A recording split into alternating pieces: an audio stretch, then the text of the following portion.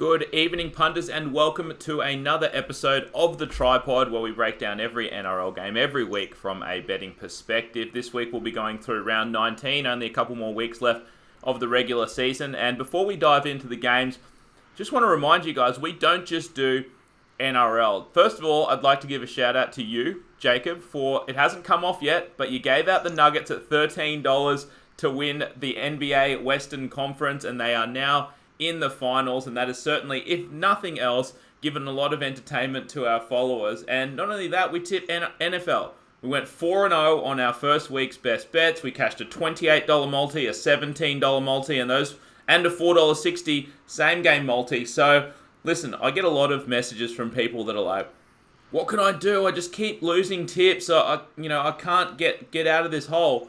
There's no excuses. We literally give this shit out free on a weekly basis. There's no reason for you guys not to be able to follow us on any platform and be able to keep crushing it. So just want to let people know we don't just tip on NRL, and we have been crushing it on American sports to start the season. Jacob, how are you feeling? It was a roller coaster day today for you.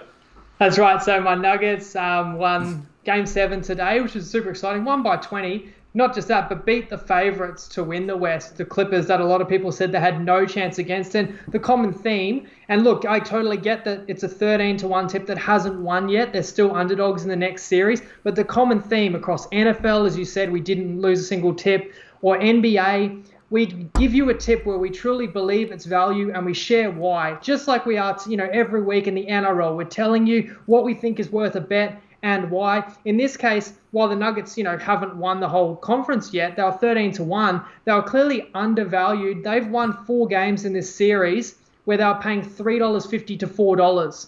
And that's 4 of the last 6 games, including 3 in a row where they're, clearly just undervalued in the marketplace. So if you did nothing else but heeded my warning that the Nuggets were a real deal, to be contended with, you might have saved yourself taking a $1.25 favourite that just lost 3 times in a row. Regarding the NFL, we do a weekly podcast. It's a abbreviated format of what we do with our NRL. So we just conference between ourselves. We pick our favourite plays. And then instead of going through all 16 games, which I understand some of you guys might want, but for most of you guys, you just want the real good stuff. Right. We just break down our favorite plays of the week and why, and we release that every Saturday morning, 11 a.m.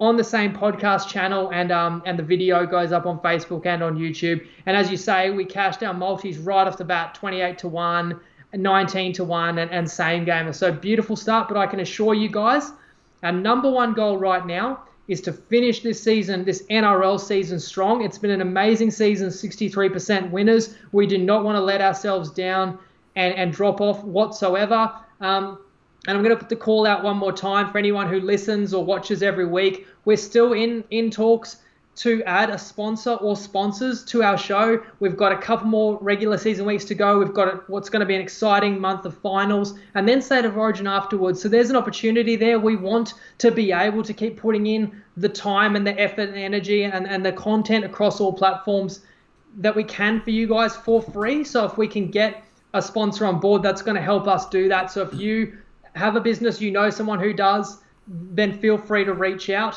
This week, as we jump into the games, I tell you now, it's not just the matchups, which we always look at. It's not just the players. We have to kind of become sports psychologists because it's a very strange part of the season where the key factor in every game is motivation.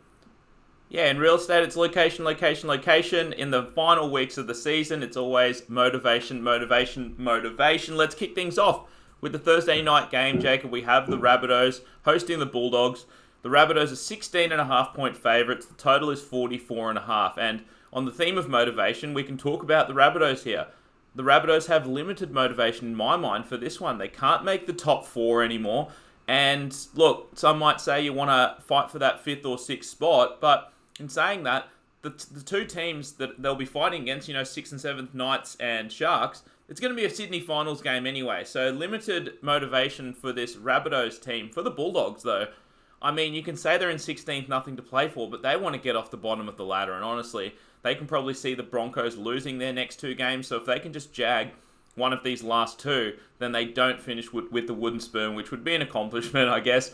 Also, I know that the Rabbits get the long turnaround, not a long turnaround, but the full 7-day turnaround from the Thursday game against the Tigers. But I think it could be a little bit of a letdown spot. I mean, that was the big one. They got up for that one.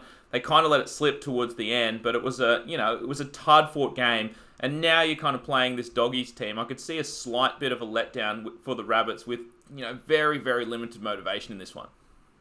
Yeah, ultimately, the Dogs are not as bad as probably last on the ladder. I think they're not they've the worst probably team in the comp. they've put more decent performances in this season than the Broncos have, to be brutally honest. And they've had a few close losses. And even last week we took them. We were reasonably confident getting over a converted try against Manly. They led the game 10-0, but as we discussed in the recap, they let in a 4-try in a 13-minute blitz. And they ultimately fell short. I think they do keep fighting. I think not finishing last is good enough motivation. Now, do they have a chance against the Bunnies? It really depends what Bunnies team turns up. For them, do they treat blowing a 20-point lead and nearly losing to the Tigers like a loss? I know that Wayne Bennett always wants his sides to keep improving and building up their form. It's a huge look-ahead spot for the Bunnies. Obviously, next week they play the Roosters, and then the week after that will be in elimination finals. So on one hand, you could say, do they want to tune up here? On the other hand, you say, do they have the Bulldogs' full attention? They need to keep working on their combinations with Corey Allen at fullback, obviously, since they've lost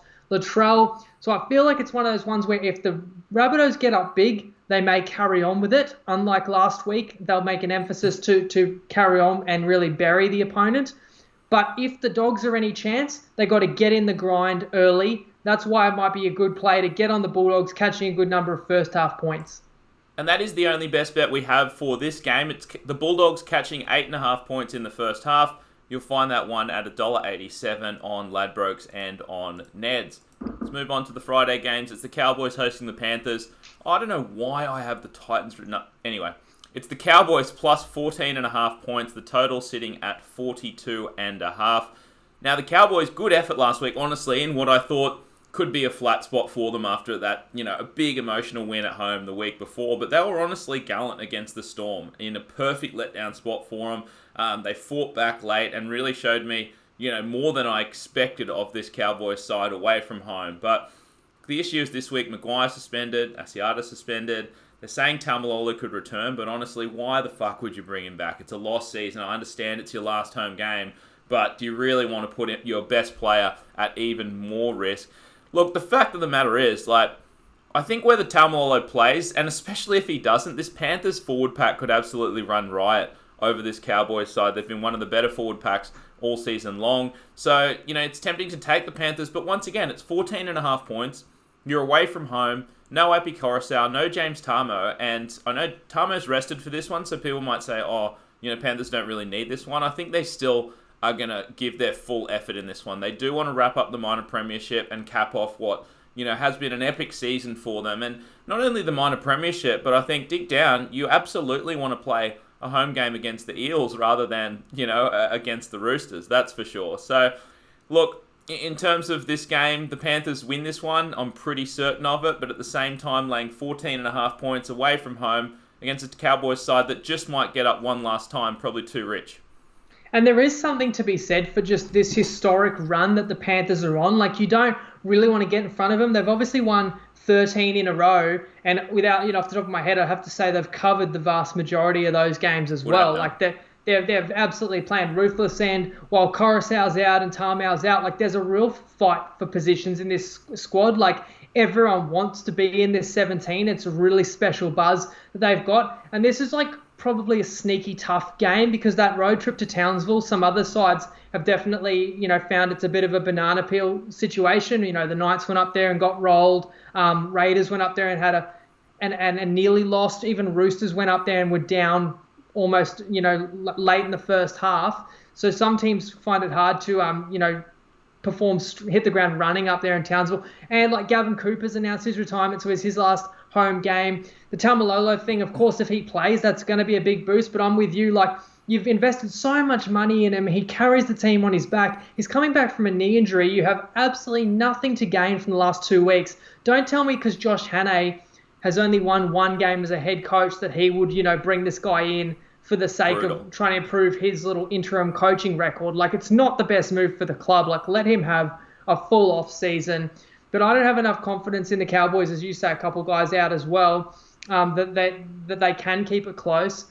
But it's just enough, I guess, hesitation to not be certain the Panthers will roll them. So I don't have a best bet. No best bets on the early game. Let's move on to the Friday night game. It's the Eels laying 17.5 points, hosting the Broncos. The total is 42.5 points. Now, we talk about motivation. This is a big game, a huge game for this Eels side. Now, they've been lackluster as of late. Everyone's been making a big deal about it, and I've seen multiple bet slips that have been taking the Raiders to finish top 4 over the Eels because everyone just thinks this Eels side is just, doing the opposite of peaking at the right time at the end of the season. But this is a huge game for them to stay in the top 4. And look, they lost by 18 points against the Panthers last week. A lot of people will see that scoreline and just think they got absolutely brutalised. It was a phony final score. The game was 2-0 with about 10 seconds left in the first half. And, the Eels weren't that much worse than the Panthers in that one. They probably didn't deserve to lose by 18. That's one reason to like the Eels in this one. Reid Marnie back, and I honestly think he makes a huge difference. He can pass the ball fucking 100 metres out of dummy half. And I said last week, I'm never betting on this Broncos team for the rest of the season. I would like to not do that. My heart can't take it after a lot of close NVA games and stuff like that. I just don't want to put myself through that again. Payne Haas now out for this one, and they're saying he's going to be out for the rest of the season. This Broncos team is a dumpster fire. I want nothing to do with it. But on the flip side, this Eels side, something to play for, and I think this could be a blowout. So the final game of last round, the Sunday night, when the Sharks beat New Zealand, it locked up the top 4. We know who's going to be in the finals. We pretty much know the Panthers are going to be, first. But the one thing that's really still up for grabs is top 4, because Parramatta is only one win ahead of the Raiders, and I think they've got pretty much comparable points differential. If not worse, exactly. So if the Raiders can catch the Eels by one win, the Raiders will get that top 4. And I just think it would be an absolute disaster for the Eels that started the season with like their best winning streak since the 80s, and we were top of the ladder, started so well and had such a big buffer in the top 4. If they fell out of the 4, it would be nothing but an unmitigated disaster. Now, just you help me out here, but the Raiders play this week. Who do they play? Yeah, the Raiders. The Raiders play... What am I doing? Hang on. Well, I'll tell you now, the Eels... They play the Warriors, and then I think they play the Sharks next week. So Raiders play Warriors and then Sharks. They very easily, especially with the form they've got, can win both those games, which means the Eels have to win both to keep top 4. Now, they should beat the Broncos on Friday night, and then they end the season against the Tigers, and we've seen the Tigers are frisky, and Madge is pushing them, and they're relatively healthy sides. So it's very possible, especially when you factor in the Eels' form, they could drop a game. So they have to bring their full attention. Not only that, but what you see when a team's gone through a bit of a rut, as clearly the Eels are, you need to play someone soft to get like that soft kill to get your confidence up, and they've really struggled in attack, and you can say it's ever since they lost Dylan Brown, but they actually were having low-scoring games even before Brown went out. But I don't think fundamentally their attack has gotten that much worse. I just think they played the Sharks in a monsoon. They played the Dragons in the rain, Mary's last game, big effort. They played the Storm, and the Storm took them, played a grinding style, and they won 14-0. They played Penrith, as we just saw then. So it's like, and they played like a Warriors team that was showing a lot of heart. So they've played teams that actually defended really well. But this Broncos side is, not going to do that. And on top of that, it's a bit of a tragedy. Payne Haas, I think, has lost his brother and needs to be with his family and has left the bubble. It's the last thing the Broncos need, because he's actually obviously one of their best every week. Brodie Croft was meant to be back in the team this week and then had a concussion at training and now won't. And they're going to go with a man who should be a guy we mentioned a bit on the pod, Tyson Gamble, going in the halves for the Broncos. But there's just really nothing to like about Brisbane.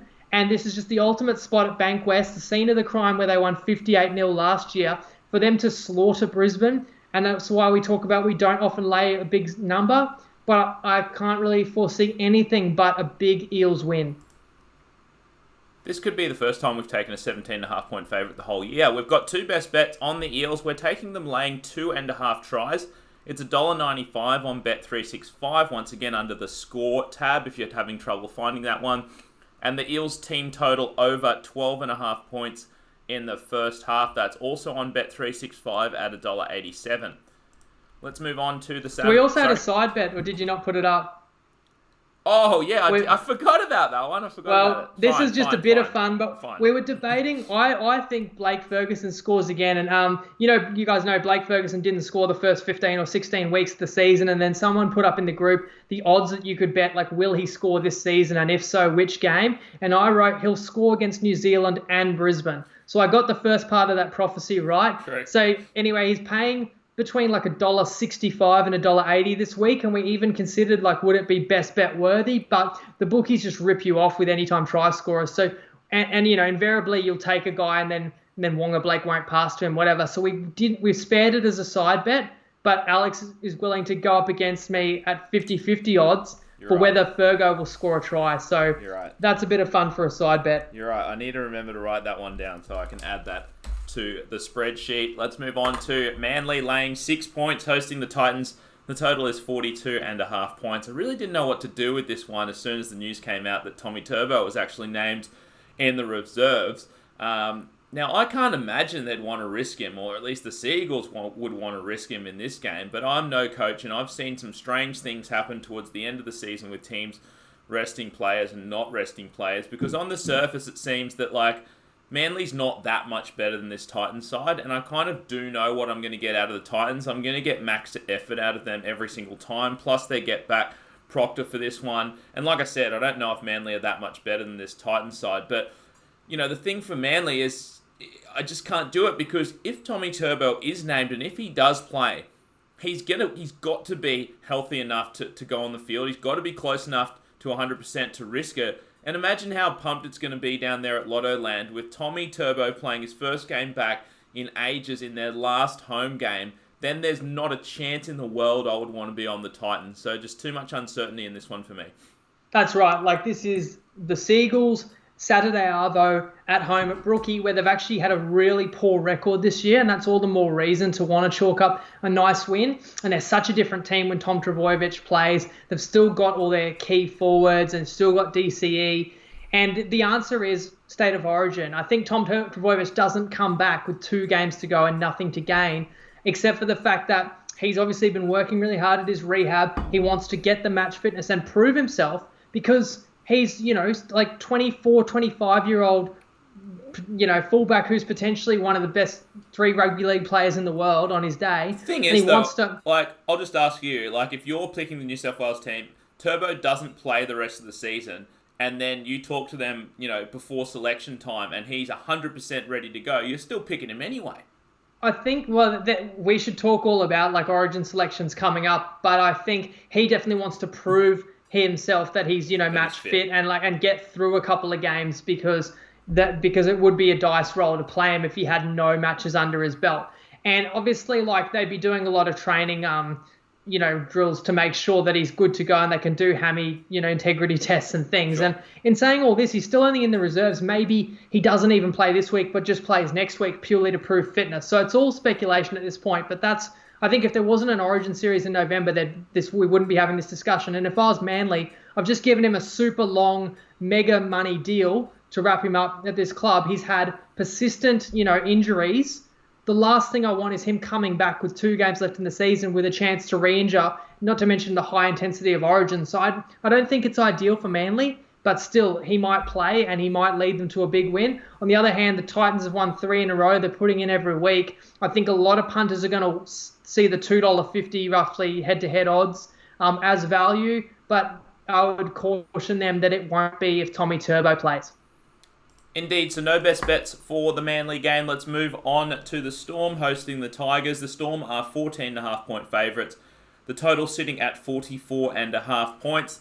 Storm resting Pappenhausen again for this one, but they might get the Hectic Cheese back, which could be a nice little boost. And although the Storm resting Puppy, they don't need this game, but I think that they really still do want to win this one. They don't want to have to rely on next week to wrap up that number 2 spot, which they certainly do still want. You've obviously loved to play your the first week of the finals in the sunny coast rather than in Sydney against the Roosters. Now, obviously, it's unlikely that they'd lose the Dragons next week, but I mean, even so, you still want to wrap this one up. I just can't play the Tigers in this one. I know they had the long layoff from the Thursday game, but that's the dream crusher. And I know, maybe we thought that they wouldn't make the finals since, like, I know you said probably 10 weeks ago, Jacob, when they lost to the Warriors, that was them done for the finals. But this Tigers team still believed they were going to make the finals, just like the Warriors did last week. So I really think last week was the dream crusher. Plus, you're missing Luke Brooks for this one. I could only play the Storm in this one. Honestly, I think it could be a romp. Harry Grant versus Cam Smith. Winner gets the number 9 jersey at the Storm next year. All right. Maybe that should be the case. Look, there's reasons to kind of like both sides in this. For the Storm, I would like them this week for the fact that they let in 3 late tries against the Cowboys. Because, bloody Bellamy has such high standards. He would have been so disappointed that they let in, 20 points to a Cowboys team when they should have put their foot in their throat and let in multiple late tries. That's not their way. They want to keep improving towards the finals, and we've seen how ruthless they've been playing at the sunny coast, which they've made home this year. You say resting puppy, but it's 2 weeks in a row, and it's an Achilles. It's an injury at this point. Hopefully not a serious one, but it's a bit worrying. They wouldn't keep him out more than one game if it was nothing. So we'll see how that plays out, man. Hate to cheese off the broken jaw. Look, the side is getting stronger. For sure, they've still got like Dale Finucane to come back into the team, and you're never gonna. You always get a fairly honest effort out of the Storm. If you ever back them, they usually play a pretty good account of themselves. I mean, they talk about the Storm as a big favourite, almost never get upset. Although if I can recall anybody upsetting the Storm in the last couple of years, the Tigers actually did a couple times in the last couple of years. I remember Billy Slater milestone game down in Melbourne, and the Tigers pulled their pants down. But I am going to side bet you here because you lean to the Storm. There's no way I'm laying the number of points. I'm going to take the Tigers. My reasoning is, while of course they can't make the 8 anymore, I think Madge just has them fighting because that's the standard he's demanding. He's, set in stone. He's the coach again next year. He can't, his squad is not going to change that much. The news is they're probably going to get Addo Cart fullback, but everyone else is pretty much on notice if they want to keep their spot. They're relatively healthy. They've pretty much got the full complement of our forward pack. I mean, Luke Brooks suspended, but you do have Reynolds as cover there. So I think, as far as squad depth goes, they've got a squad that can get in the fight, and you're catching quite a generous number of points. So I would be leaning to West Tigers in this one. All right, let's do it. $200 side bet. I'll take the Storm, laying the 14.5 points. Let's move on to the Saturday night game. It's the Roosters hosting the Sharkies. The Roosters are 16.5 point favourites. The total sitting at 44.5 points.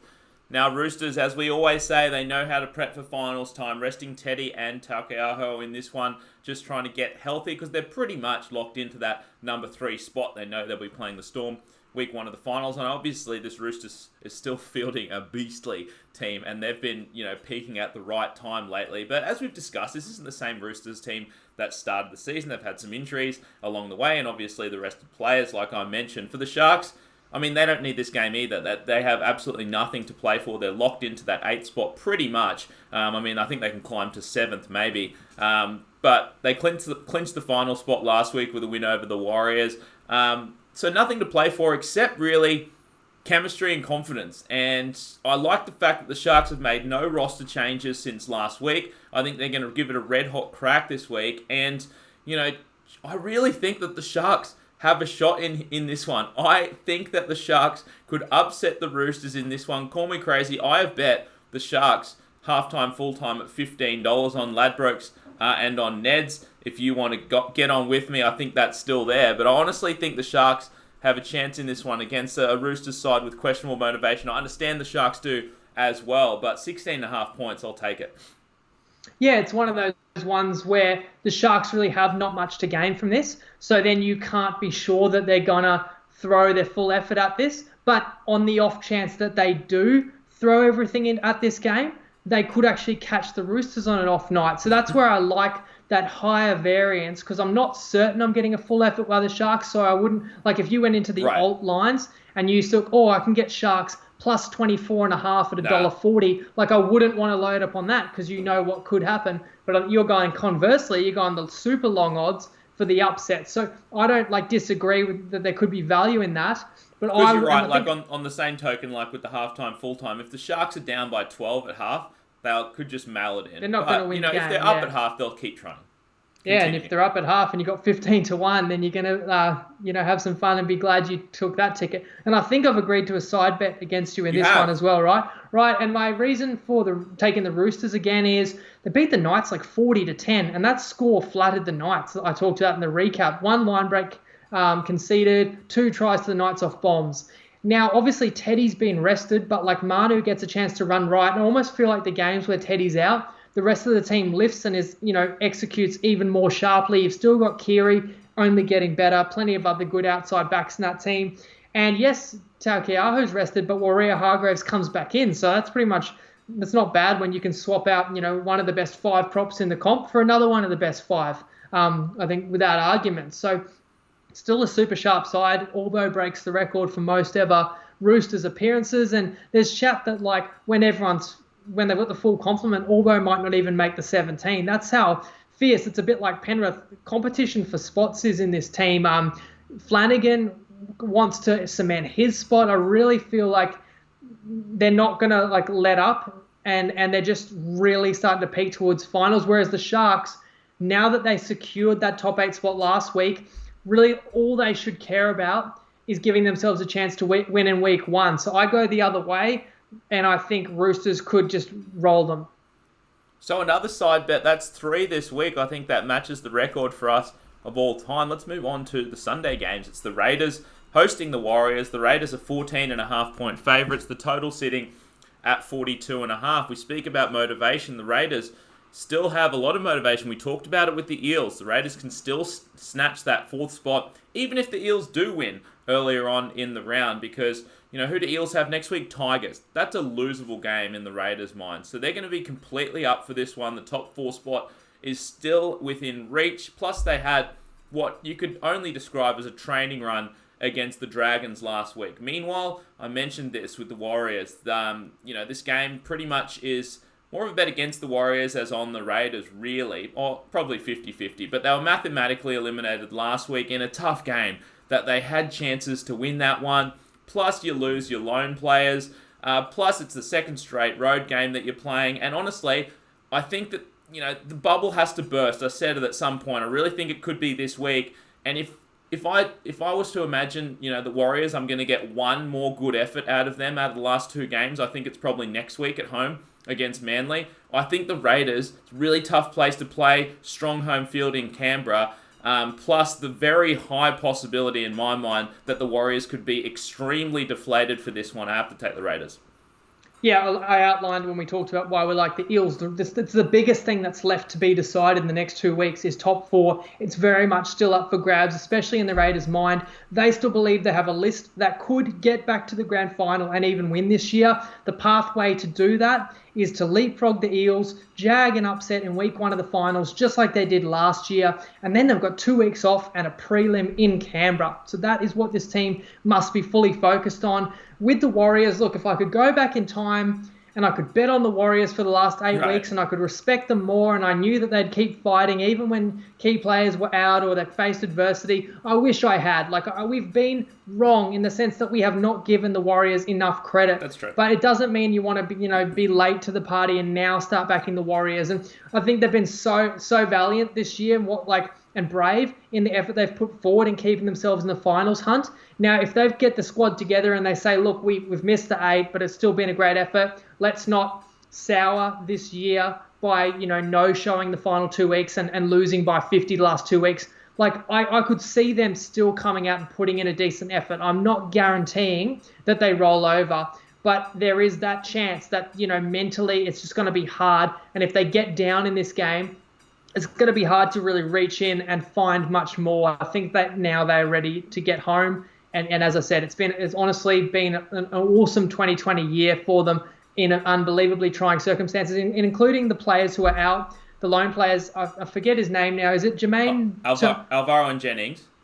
And also, is it Tanoa Brown in the front row as well? Yep. He's injured as well, Correct. I believe, or suspended. So it's that does thin the team out because I heard that Eli Katoa was unlikely to return from injury, from surgery this year, but now they are playing him, and I feel like it's because of a lack of options. So there's just a lot of reasons to like this Raiders team that is building towards the finals and has as good a forward pack as any in the comp against the Warriors side that, could be out of petrol. And honestly, from a handicapping perspective, I know that we said there's a chance the Warriors don't show up in this one. A lot of people say, they'll still show up. Look, we're not saying that, the Warriors are definitely not going to show up for this one. If I were to break it down simply, I'd say if they don't show up, the Raiders definitely cover. If the Warriors do show up, there's still a good chance that the Raiders cover the spread. And therefore, we have 3 best bets on the Raiders. We're taking the Raiders to win both halves. That is $1.80 on Bet365. We're going to take the Raiders laying 7.5 points in the first half. That's $1.87 on Ladbrokes and Neds. And then we're going to make a mechanical Raiders laying 15.5 points. It ends up being $1.90, which is pretty good. 95% on the Raiders laying 16 points at $2 on Lads and Neds. And your remaining 5% stake on the Raiders to win by exactly 16 points. The best price for that one is $18 on Sportsbet. Let's move on to the final game of the round. It is the Knights hosting the Dragons. The Knights are laying 8 points and the total is 41.5, and that 8 has ticked up to 8.5 in the last few hours. And look, I think the Knights are obviously definitely the better team in this one, but a lot of people say the Knights don't have much to play for. Sure, that is, slightly correct. They are locked into that sort of 5 to 8 spot, but, playing in Sydney week 1 of the finals is a lot better than travelling to Canberra week 1, which is an option for them if they fall to 8th spot, which isn't crazy if they lose this game. You get back Ponga, but you lose Kurt Mann. But for the Dragons, I really think, I said it, a couple of weeks ago, that could have been the Dream Crusher. I think they're done for the season. They proceed to absolutely get burnt last week by the Raiders, and I really think the Dream Crusher is a real thing, and I think this Dragons team could be just done for the season. And a similar type thing to the Warriors, where if I really think they're going to give one last good effort, I think it's going to be next week at home against the Storm. That's a good one to sort of get up for. But either way, I think Knights with, motivation that I can see is, clear, not, huge motivation, against a Dragons side that is done for the season. Knights' strong home field advantage. I would like to lay the points. Yeah, the Knights are another side that now all focus has really got to be on week 1 of the finals. But in saying that, a few weeks ago, they got embarrassed against New Zealand, and then we loved them in a rebound spot at home to handle the Sharks. And last week, yes, they rested Barnett and Ponga, so that really showed they didn't, have a full emphasis on trying to beat the Roosters. Adam O'Brien was still embarrassed by the defensive effort. They got torn to shreds and, conceded over 40 points against the Roosters. And I think coming home, potentially last game, at McDonald Jones Stadium in front of home, ticket members, it is a reason to improve, because you still need to improve your performances to stand any chance in the finals. And this game could be a good opportunity to do so as Ponga comes back into the team. But with the Dragons, we said that they may just be ready for the season to end, and they might, but they've still got some good players. And after being embarrassed at home last week, now they play on Channel 9 Sunday afternoon footy. Again, I would caution that they might come out and just play with a bit of flair and decide, let's try and enjoy our footy and throw it around. So it's a maybe they'll perform well for the Dragons, but we feel a bit more confident in the Knights. They are still the superior team, although I tell you, it is quite glaring that they also miss Bradman Best. I've said all along that they're thin on outside backs, apart from Ponga, and he's still at least a week away. But in saying all that, the Knights should still be too good for the Dragons, and the Knights should be focused on getting things right before the finals. You're absolutely right, and you're right, Jacob. It's not a slam dunk, this Knights bet, and therefore we only have one best bet on the game. We tend to have more best bets on games that we are more confident in, but just the one for this Knights game. We're making ourselves a Knights -8. It ends up being $1.88. 94% of your stake on the $2 lines on Ladbrokes and Neds. Knights laying 8.5. And your 6% stake on the Knights to win by exactly 8 points. You'll find that one at $17 on Bet365. And that is going to wrap up round 19, guys. So thanks again for joining us. Make sure you're in the Tripod app and you're in the Tripod Facebook group. So much sport going on at the moment. We've got NRL close to finals, AFL close to finals, NBA, NFL, fucking NHL finals, all sorts of shit going on. So a lot of stuff to punt on. Look, a couple more weeks to go, a few more weeks to go for us, and hopefully a winning 60% season once again. But we will catch you guys Sunday night to recap round 19. See you then. And remember, guys, go. It's not about trying to make money every session. Just think of it this way. Life is one big punting session. So you just want to be up in the long run. So always remember to gamble responsibly. We're spoiled for choice with the amount of sport that's on right now. We do our best to help steer you guys into plenty more winners than losers. Lego.